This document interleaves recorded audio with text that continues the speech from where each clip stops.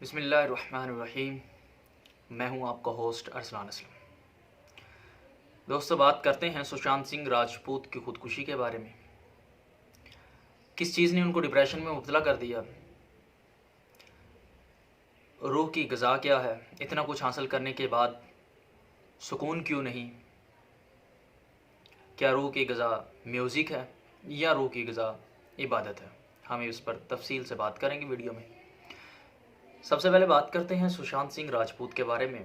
एक 34 साला नौजवान अदाकार जिन्होंने बेशुमार अवार्ड्स लिए हैं, जिनको दुनिया पीके के सरफराज के नाम से जानती है। वो बेशुमार शोहरत, बेशुमार दौलत, घर गाड़ी और बेशुमार सहूलतों के मालिक थे। अगरचे हर वो सहूलत थी जिसका आज का नौजवान ख्वाब देखता है। अगरचे उनके पास हर वो सहूलत थी जिनको आज के नाम नहाद स्कॉलर्स एक कामयाब ज़िंदगी मानते हैं। लेकिन इतना कुछ होने के बावजूद वो ख़ुदकुशी पर पहुंच गए, डिप्रेशन में चले गए। डिप्रेशन से लड़ते लड़ते आखिर ख़ुदकुशी तक बात पहुंच गई। सुशांत सिंह राजपूत की ख़ुदकुशी हमारे उस नौजवान के मुंह पर तमाचा है जो उसे एक कामयाब ज़िंदगी समझता था, जिस ज़िंदगी का वो ख्वाब देखता था। उसकी ख़ुदकुशी ने इस झूठ के बुत को तोड़ दिया जो समझता था कि ये एक कामयाब ज़िंदगी है। लेकिन ये एक वाहिद अदाकार नहीं है जो डिप्रेशन का शिकार हुए। बॉलीवुड के अभी भी बहुत से कामयाब अदाकार डिप्रेशन से लड़ रहे हैं, डिप्रेशन का शिकार हैं। दोस्तों, सवाल जहन में आता है कि इतना कुछ होने के बावजूद आखिर सुकून क्यों नहीं? ये वो तलख हकीकत है जो आज का नौजवान हम हज़म करने के लिए तैयार नहीं। हम इसको कबूल नहीं करते कि दौलत, शोहरत, घर, गाड़ी, इन चीज़ों में सुकून नहीं है। इन चीज़ों में सुकून क्यों नहीं है? हम ये बात नहीं मान सकते क्योंकि बचपन से लेकर आज तक हम यही सुनते आए हैं कि फ़लाँ गाड़ी ले लो सुकून मिल जाएगा, फ़लाँ घर ले लो सुकून मिल जाएगा, इतनी शोहरत मिल गई तो सुकून मिल जाएगा, परेशान है दौलत आ गई तो सुकून मिल जाएगा, दुनिया की सैर कर लो तो सुकून मिल जाएगा। लेकिन हमने ये सब कुछ ले लिया, घर मिल गया, गाड़ी मिल गई, शोहरत मिल गई, लेकिन फिर भी डिप्रेशन का शिकार और खुदकुशी। फिर दूसरा सवाल हमारे जहन में आता है कि सुकून क्यों? सुकून किस चीज़ में है? ये तो हमें बताया जा चुका है, सुकून तो अल्लाह की याद में है। लेकिन हम दौलत, शोहरत, घर, गाड़ी, इन चीज़ों में सुकून ढूंढ रहे हैं, इन चीज़ों के पीछे दौड़ रहे हैं सुकून तलाश करने के लिए। सुशांत सिंह राजपूत की खुदकुशी उन लोगों के लिए एक जवाब है कि इधर सुकून नहीं है। ये सब कुछ होने के बावजूद सुकून नहीं है। दोस्तों, हम ज़रा गहराई में इस चीज़ को समझते हैं। हमारे जिस्म में दो चीज़ें हैं, एक चीज़ हमारा जिस्म, एक चीज़ रूह। ये दो चीज़ें हैं, दोनों चीज़ों की ग़ज़ा अलग अलग है।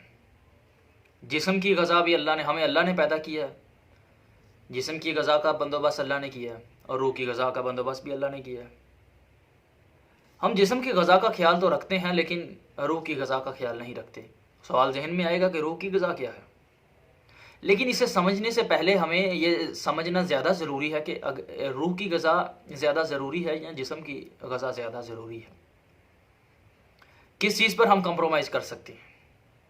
आया कि दोनों चीज़ें ज़्यादा इंपॉर्टेंट हैं या किसी एक चीज़ पर कंप्रोमाइज़ किया जा सकता है?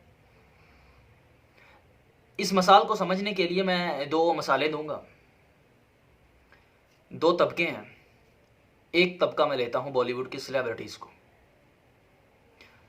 जिनके पास जिस्म की ग़ज़ा भरपूर है, ठंड लगती है, एसी है, आने जाने के लिए अच्छी गाड़ी है, कंफर्टेबल लिबास है, पुरसुकून रहाइश है, उनके पास कंफर्टेबल शूज़ हैं। आया कि दुनिया की हर सहूलत है जो उनको जिस्मानी तौर पर राहत बख्श सकती है, लेकिन रूह की ग़ज़ा से वो कोसों दूर है। तो नतीजा क्या निकलता है? खुदकुशी, डिप्रेशन। अब मैं दूसरे तबके की तरफ आता हूँ। ये वो तबका है जिसके पास जिस्मानी ग़ज़ा की कमी है और रूह की ग़ज़ा ये पूरी कर रहे हैं। ये तबका है मौलवी हज़रात। इन लोगों के पास बहुत थोड़े से पैसे होते हैं, ना पहनने के लिए अच्छा लिबास होता है, ना पहनने के लिए कोई महंगे जूते होते हैं, ना कोई आने जाने के लिए अच्छी गाड़ी होती है, और अक्सर के पास अपने घर नहीं होते। लेकिन ये लोग रूह की ग़ज़ा को पूरा करते हैं, अल्लाह की इबादत करते हैं, ज़िक्र व अज़कार करते हैं, और नतीजा क्या निकलता है? ये लोग खुशबाश नज़र आते हैं, किसी से गिले शिकवे करते नज़र नहीं आते, कभी हुकूमत के ख़िलाफ़ महंगाई के लिए एहतजाज नहीं करते, जितना मिलता है अल्लाह का शुक्र अदा करते हैं। तो इस चीज़ से हमें इन दो मसालों से समझ आई कि जिस्मानी ग़ज़ा पर कंप्रोमाइज़ कर सकते हैं, लेकिन रूह की ग़ज़ा पर कंप्रोमाइज़ नहीं किया जा सकता।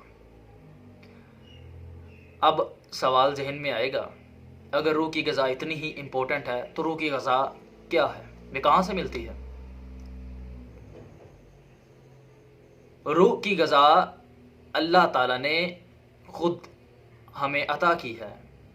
नमाज, इबादत, ज़िक्र व अज़कार, अल्लाह की याद, ये सब रूह की ग़ज़ा हैं, इबादत। फिर कुछ लोग जहन में सोच रहे हैं कि रूह की ग़ज़ा तो म्यूज़िक है। मैं उनको क्लेरिफाई करना चाहता हूँ कि आप बॉलीवुड सेलिब्रिटीज़ से ज़्यादा म्यूज़िक सुनते हैं।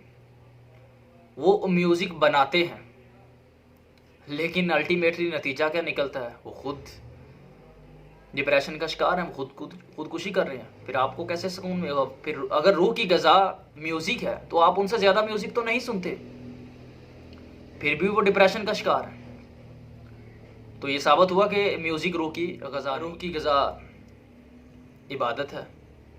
लेकिन फिर जहन में आएगा, अगर रूह की ग़ज़ा, फिर कुछ लोग अभी ये सोच रहे हैं कि रूह की ग़ज़ा अगर म्यूज़िक नहीं तो फिर हमें म्यूज़िक सुनकर सुकून क्यों मिलता है? ये सवाल भी उनका अपनी जगह सही है। जिस तरह शराब, नशा वक्ती तौर पर जिस्म को राहत बख्शता है, इसी तरह म्यूज़िक रूह को वक्ती तौर पर राहत बख्शता है। तो जैसे शराब, ये नशे जिस्म को तबाह कर देते हैं, इसी तरह ये म्यूज़िक रूह को तबाह कर देता है। अब आते हैं रूह की ग़ज़ा इबादत। अभी कुछ लोग सोच रहे हैं कि अगर रूह की ग़ज़ा इबादत है तो फिर हमें इबादत करते हुए सुकून क्यों नहीं मिलता? मैं उन लोगों को ये बात बताना चाहता हूँ कि हम में से अक्सर लोग सारी ज़िंदगी अपने ये नाम नहाद रस्तों पर चलते रहे हैं और रूह को कमज़ोर लागर, जिस तरह एक जिस्म को हम मुकम्मल सहूलियत, जो नशे का आदि जिस्म हो, गलत खुराक खाई हो, लागर कमज़ोर हो, क्या हम उसे अचानक से अच्छी खुराक देना शुरू कर दें तो वो उसी वक्त सही हो जाता है? वक्त लगता है, शुरू में रेजिस्ट करता है, जिस्म नहीं एक्सेप्ट करता, लेकिन आहिस्ता आहिस्ता जिस्म तंदुरुस्त होना शुरू हो जाता है और वो खुराक अच्छी लगना शुरू हो जाती है। इसी तरह रूह इबादत जब हम करते हैं, शुरू शुरू में हमारी रूह शैतानी जाल में होती है, वो आज़ाद होते होते टाइम लगता है। तो आप इबादत करते रहें, आप आहिस्ता आहिस्ता आपकी रूह को सुकून मिलना शुरू हो जाएगा और आप ये बात समझ लेंगे कि वाकई इबादत रूह की ग़ज़ा है। आखिर में आप लोगों को ये कहना चाहता हूँ कि वीडियो के बारे में अपनी राय का ज़रूर इज़हार करें नीचे कमेंट बॉक्स में। अगर वीडियो अच्छी लगे तो लाइक करें। अल्लाह हम सब को उस रास्ते पर चलाए जिस रास्ते पर अल्लाह ने अपनी नेमतें अता की हैं। अल्लाह हम सब का हामी और नासर हो। अल्लाह हाफिज़।